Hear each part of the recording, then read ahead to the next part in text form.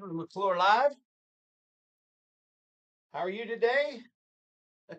Hey, Mr. Rezak, I got your note about the closing not being able to happen until we get the taxes paid.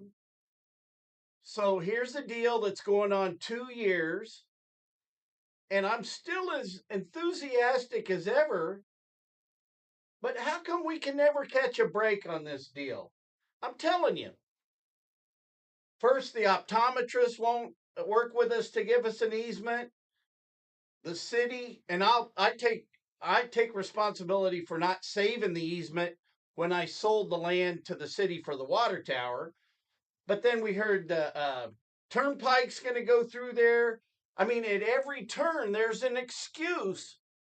Now Ed went down and he tried to pay these things online, but nobody ever gives a guy a break. Now Wheatfield was developed by a guy that owes millions of dollars in back taxes on a project that's not his responsibility.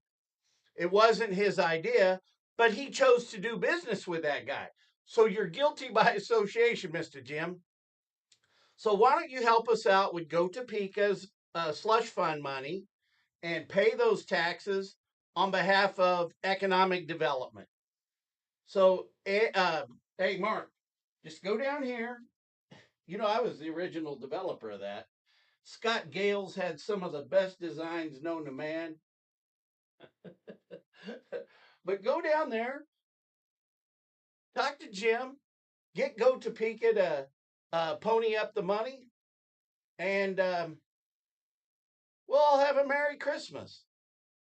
But I think what we really need to work on between you and me as citizens in this community is a time frame that the city has to get deals done. You know, it's like our poor guy Craig McCullough. He had 3 preliminary meetings to get that project on Rochester Road approved that the city council person hated to do it. In fact, there were people that wouldn't contribute to Craig's campaign fund because they didn't want that lady mad at them. So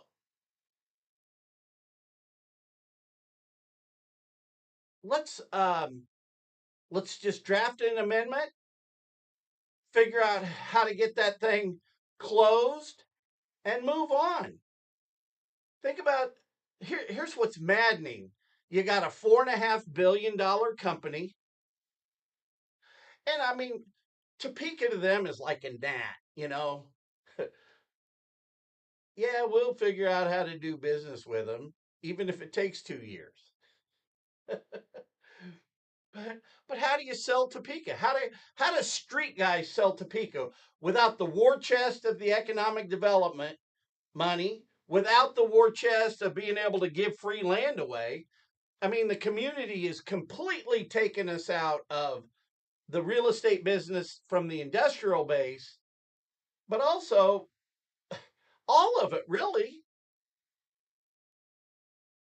It's going to have economic development.